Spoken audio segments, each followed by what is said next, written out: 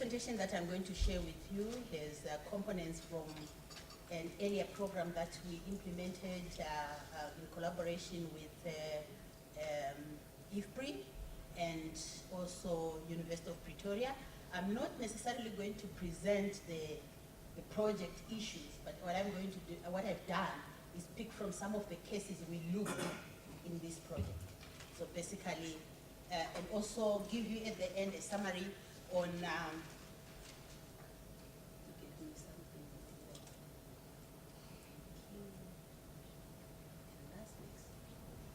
and at the end, I'll give you a summary on socioeconomic considerations in SADC and former Petabo.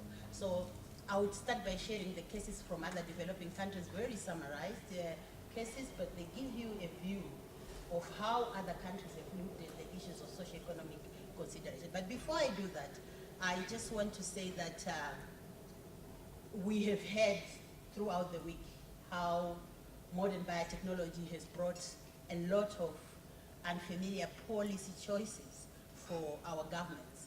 And some of these are included there, but these have been even made worse by the issues, or more complicated by the issues that relate to issues of politics, ethics, culture, social and economic imperatives. As my colleague was talking, I was actually thinking, well, ethics and biotechnology have been an issue in many of our workshops, and we get to hear from what exactly those are, because in some instances, what you just hear is religion in biotech and GM technology, and that's being related to issues, ethical issues.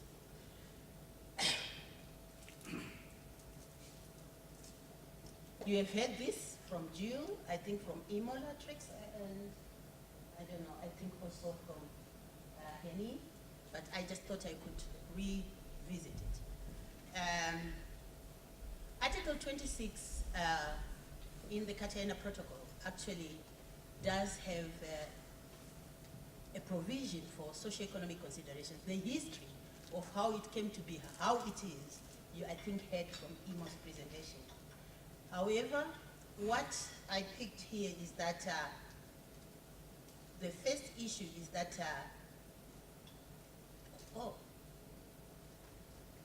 the parties in reaching a decision on import under this protocol or under its domestic measures implementing the protocol may take into account, which means it's voluntary and not mandatory, and it's referring to import decisions, domestic laws and regulations, consistent with international obligations, especially the trade-related one, which is WTO, socioeconomic considerations arising from the impact of living modified organisms on the conservation and sustainable use of biological diversity.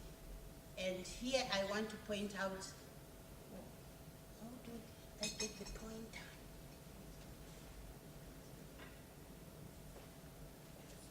Let me go. Thank you.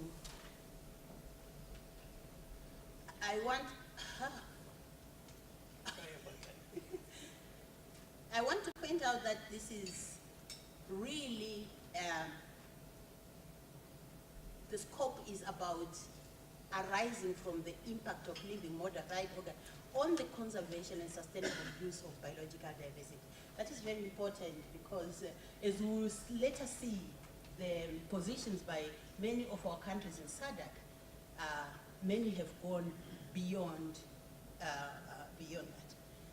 Now, especially with regard to the value of biological diversity to indigenous and local communities, as I say. So the impact parameter on the biological diversity is an issue that we should keep in mind as we discuss socioeconomic considerations, provisions in our regulations.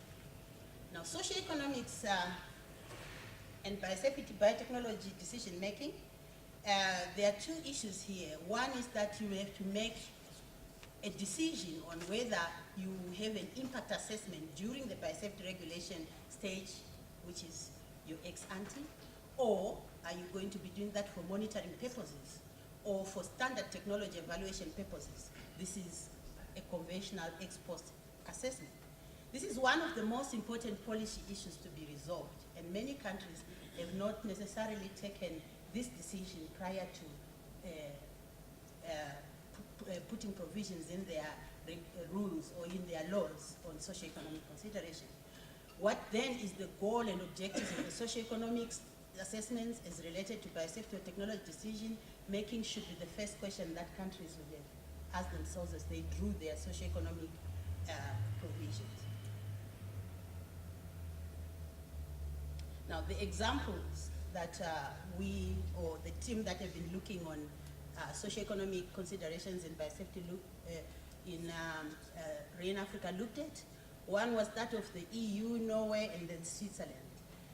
EU, Norway, and Switzerland have a mandatory inclusion of socioeconomic considerations.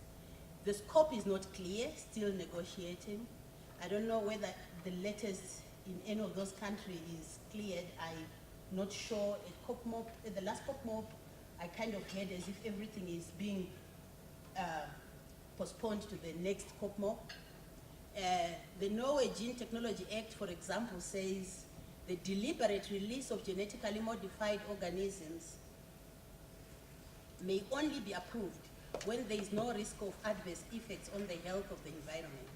In deciding whether or not to grant an application, considerable weight shall also be given to whether the deliberate release will be of benefit to society and is likely to promote sustainable development. Who does that according to these provisions is the proponent, and when?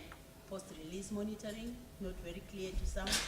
And then how is not elaborated on. And here, for example, there has been a de facto moratorium since 1999 in, for example, the Norwegian ones.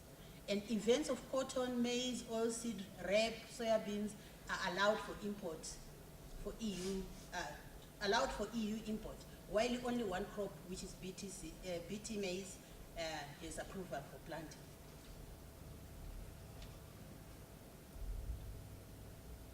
Now, the Netherlands, I know you might have referred to how the Netherlands socioeconomic provisions are, but it says that benefits to society, looking at yield increase or food quality improvement, economics and prosperity, such as increased employment and productivity, health and welfare for workers and local population and consumers, the local and general food supply, this should remain the same level or improve compared to the conventional. Cultural heritage, that's if desired. And then there are specific elements of cultural heritage. Local customs should be preserved. Freedom of choice, which my colleague has just spoken a lot about. And then safety in terms of personal and environmental safety, and biodiversity and environmental quality. So that's from the Dutch. But it's only a proposal, it's not implemented yet. Okay, that's very important to note that most of these are not implemented. One of the issues that we will note is on how a lot of these still have a question mark, because that's also is a very big question that has not been cleared by most. How will you do socioeconomic considerations? In SADC, we did a lot of discussions around that, and there were a lot of proposals, but still at the end of the project, there was no complete agreement on how to do that. So basically, this is a very complicated issue that I think all of us are waiting to see what the committee that has been mandated to put some clarity on this is going to produce prior to the next, or at the next COP. Now for US and Canada, and here we have Murphy, she can help me a lot on this because this was from our research in 2009, 2010. Inclusion not required. Where did I go?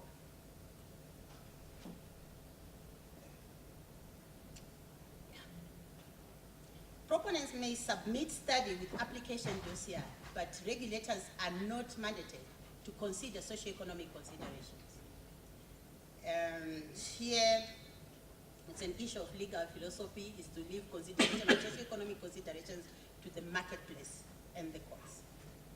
The scope, there isn't any, because this this is not like other countries that have defined their scope.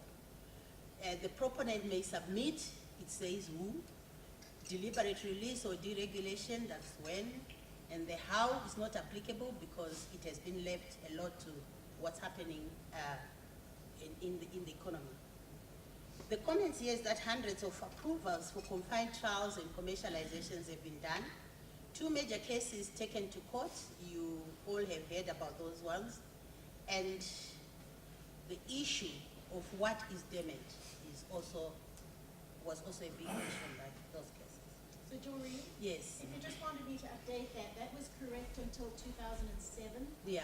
2007, the USA implemented its NEMA Act, and the NEMA Act requires that any state agency that takes a decision that could have an impact on society has to do an environmental assessment. Oh, And that's part of that environmental assessment is a socioeconomic assessment. so So yeah. it's changed. Yeah, that's why I actually said those of you who may have been interacting with these laws recently can actually help us to update. And this is good for whoever is writing the report so that we can also update that. Now, Argentina, the inclusion is mandatory. The scope, impact on exports only, which is interesting. Who, public sector agents, and the commercialization, when during commercialization as it's relating to exports only. And then how, economic impact on trade. Argentinian exports actually are a major contribution to their economy. And agriculture in general contributes quite substantial to the Argentinian economy, and hence this is the reason why. So the issue of trade here is also an issue that seems to have influenced their position on this. For a while, there existed an unofficial policy of approving only those technologies that have been approved in trade-sensitive countries.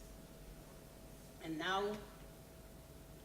there is an unofficial policy which has abandoned that. So I don't know whether they've recently really put that as a policy, but this Hosea Zapelda from IFRI, when we were working on this document, actually had more details, but we couldn't get sources in terms of really pinning it down to whether or not it has been made a legal requirement. Brazil, the inclusion is only if the socio-economic consideration has been raised during biosafety assessment, and the scope is not clear. Who, separate bodies from for biosafety, and they are including their National Biosafety Council, and then later commissions study to extend external consultant. This is looking for an expertise in socio-economic related issues, be it trade, be it maybe issues that relate to culture or issues that relate to loss of labor, or things that are characterized according to their Brazilian law as social and economic issues. When commercial or deliberate release, how, again not clear. And the comments here is that rationale for dual bodies was to separate technical assessment from the political assessment, which is actually quite an issue according to our earlier discussions even in this workshop. Mexico, also mandatory and not clear on scope. A couple of submitted dossiers included studies on potential impacts on traditional agriculture, on the environment and on biodiversity, on seed supply, and on the freedom to use land races by farmers and potential monopoly power. We all appreciate that Mexico has an issue with agro-biodiversity conservation, and perhaps this is why some of the submitted dossiers included these issues, because they are aware of the debate that will be going on in the country that has a lot to do with issues of conservation of biodiversity and the complexity of introducing GM in such an environment where there are possibly local land races of some of those crops. The proponent is the one that does that, and then when at commercial approval stage or deliberate release, the how, they have actually said that their competent authority determines which studies are relevant and conducts an extensive review of submitted study for comments. And then Brazil may be able to complete technical biosafety review, but face the political process in the competent body. Okay. It should be Mexico. Thank you. Just the same with okay, I know. I was actually trying to say, just as Brazil, they have that potential conflict at the end. Now, India, the 1989 guidelines do not include socioeconomic considerations. Genetic Engineering Advisory Committee has commissioned studies for BT cotton and BT aircraft. The scope is not clear, but there are a lot of discussions and a lot of publications now that are coming out of India on socioeconomic considerations. I guess because it has been one of the key issues at the last COPMOP and the next COPMOP, and hence these studies are meant to influence both at national and international level. Who is not clear, when at commercial or deliberate release, how is also not clear. And then here, BT Cotton approved only other countries with an event released by a public sector organization apart from China. I spoke about China in the Monday or Tuesday, having had two of their own releases. Kenya and Uganda. I did this specifically because Professor Stolenyangi is sitting among us, and she was talking a lot about Kenya and Uganda. And I thought that she might actually help in adding this slide to be a fuller one. But they have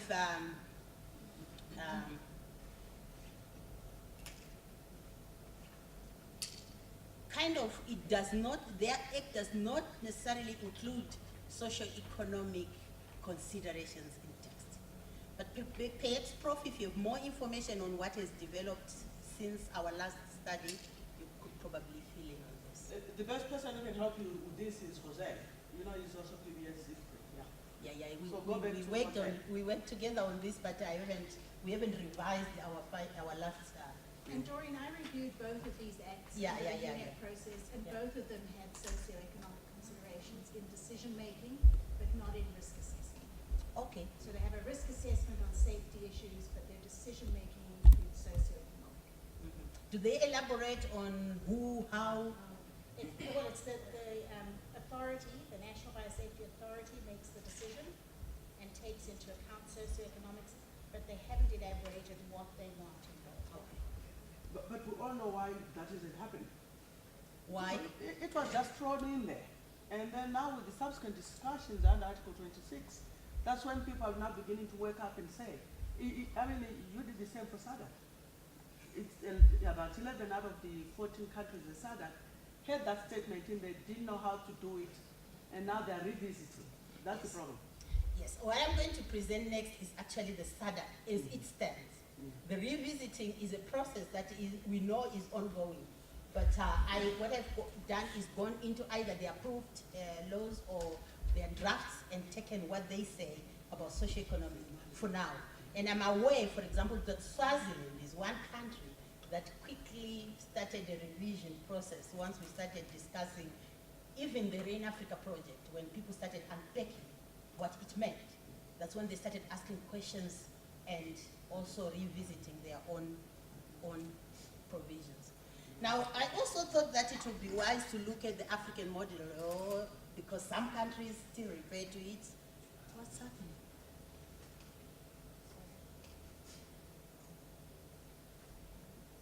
Okay, thank you.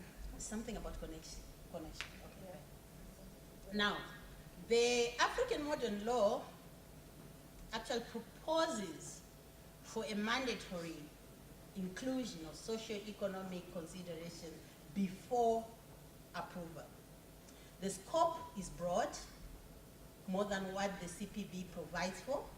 It actually says that socio-economic considerations are defined as the economic, social, and cultural conditions. It's not me. I don't know what's happening. Maybe it's the computer. Let's. There. Thank you. Now, there's a lot lot of criticism of the AU model law, and I've read a lot of views from different authors, from different scholars, who think that the model law is almost like, you know, closing in the possibility of exploring the technology for Africa. However, I thought it was wise to look at it because other countries actually are referring to it as they are developing their own laws.